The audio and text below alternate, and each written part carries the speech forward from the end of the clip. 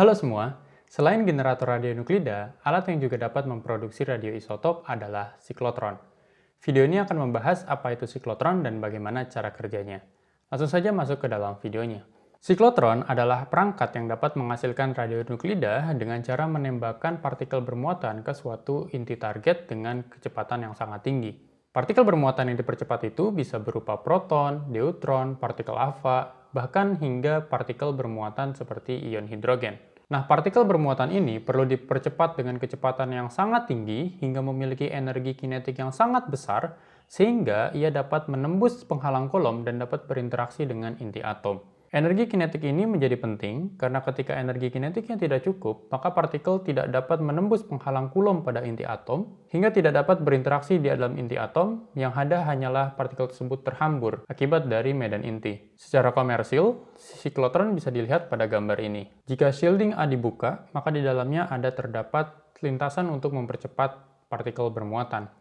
Partikel bermuatan dipercepat dengan lintasan yang melingkar akibat dari medan listrik, dan juga terdapat medan magnet statis di atas sebuah lingkaran tersebut. Kalau dilihat lebih jelas lagi, siklotron tersusun atas dua elektroda, yang kemudian disebut sebagai disk, karena ada dua. Elektroda ini, elektroda A dan elektroda B, ini berbentuk rongga, berbentuk setengah lingkaran, yang mana tengahnya diberi celah kecil. Di dalam elektroda ini bertekanan 3-10 Pascal dengan ruang yang vakum. Kemudian kedua elektroda ini dihubungkan dengan tegangan bolak-balik alternating circuit dengan frekuensi osilasi yang sangat tinggi, besarnya 25-30 MHz. Ini berarti polaritas antara elektroda A dengan elektroda B akan terus berubah karena menggunakan prinsip arus bolak-balik. Kemudian, untuk menciptakan partikel bermuatan yang nantinya akan dipercepat, maka di tengah-tengah celah ditempatkan sumber ion. Ini biasanya berupa electrical arc device, yang mana fungsinya untuk menghasilkan partikel bermuatan, contohnya misalnya adalah proton, hingga dapat dipercepat dan menubruk suatu target hingga menghasilkan radioisotop. Nah, kalau kita hanya mengandalkan dua elektroda ini, elektroda A dan elektroda B, dengan polaritas medan listrik yang berbeda-beda, maka lintasan partikel hanya akan bolak-balik saja. Agar menciptakan lintasan partikel yang berbentuk melingkar, maka dibutuhkan medan magnet statis di atas dan di bawah elektroda. Nah, medan magnet statis ini memiliki kutub yang berbeda-beda. Yang di atas memiliki kutub utara dan di bawah sebagai kutub selatannya. Sehingga ada medan magnet dari atas ke bawah yang bersifat statis hingga dia tidak berubah sepanjang perjalanan si partikel bermuatan itu melingkar. Untuk lebih jelasnya, mari kita lihat di sini. Prinsip yang digunakan untuk membuat partikel bermuatan bergerak lebih cepat dengan lintasan yang melingkar, kita menggunakan prinsip gaya Lorentz dengan kaidah tangan kanannya.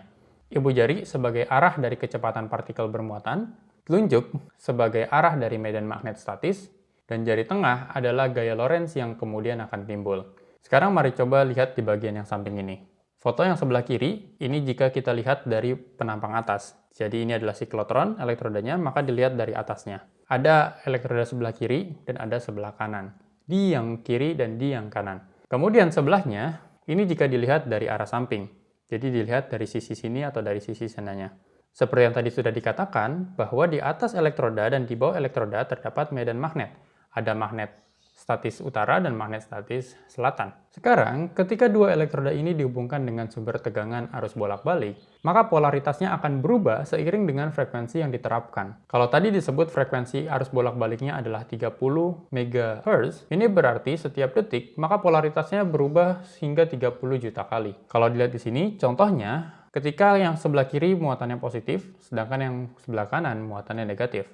Ingat, polaritas ini akan terus berubah sepanjang perjalanan waktu, karena diterapkan pada arus tegangan yang bolak-balik. Ini berkorelasi dengan tegangan arus bolak-balik saat pelajaran SMA dulu. Sekarang, mari kita lihat perjalanan partikel bermuatan dari mulai diciptakan sampai dia berputar dan terus berputar hingga menabrak suatu target.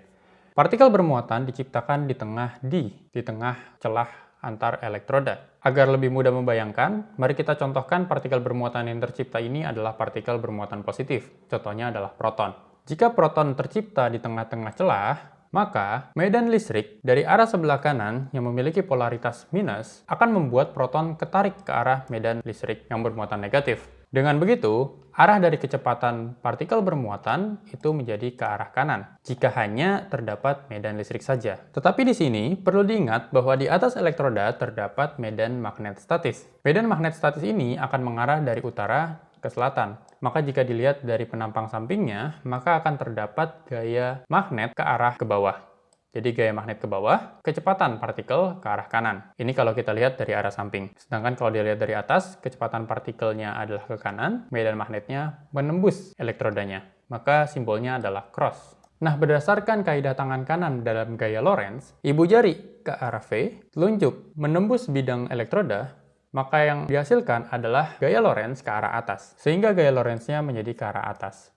Ini berarti partikel bermuatan yang tadinya ke arah kanan, akibat ada gaya Lorentz, lintasannya menjadi ke arah yang menyilang. Arah menyilang ini akibat dari resultan dua vektor yang saling tegak lurus. Sekarang bisa kita pastikan bahwa partikel bermuatan akan bergerak secara sedikit melingkar. Selanjutnya, frekuensi tegangan AC yang diterapkan, yaitu tegangan bolak-balik tadi, ini disesuaikan gimana pun caranya, sehingga ketika partikel tiba di tepi elektroda, polaritasnya akan berubah. Yang tadinya yang kanan minus, sekarang jadi plus. Yang tadi sebelah kiri adalah plus, sekarang menjadi minus. Oleh karena itu, arah dari kecepatan partikel bermuatan akan menjadi ke arah kiri. Karena partikel bermuatannya muatan positif, ia akan mengalir atau menuju ke arah muatan yang negatif. Lagi-lagi, akibat dari adanya medan magnet statis dengan kaidah tangan kanan, maka akan muncul gaya Lorentz ke arah bawah. Akibatnya, lintasan partikel bermuatan tidak lagi hanya ke arah kiri begitu saja, tapi akan mengelingkar ke arah bawah akibat dari adanya gaya Lorentz. Dan ini terus terjadi ketika partikel bermuatan sudah hampir mencapai tepi elektroda, polaritasnya berubah lagi, yang sebelah kanan tadinya plus menjadi negatif, yang sebelah kiri yang tadinya negatif menjadi positif, dan terus seperti itu. Ini membuat lintasan partikel akan terus melingkar seiring dengan perubahan polaritas di medan listriknya. Nah, setiap kali partikel bermuatan itu melintasi celah, ia akan mendapat suntikan energi akibat medan listrik yang membuat kecepatannya akan semakin meningkat.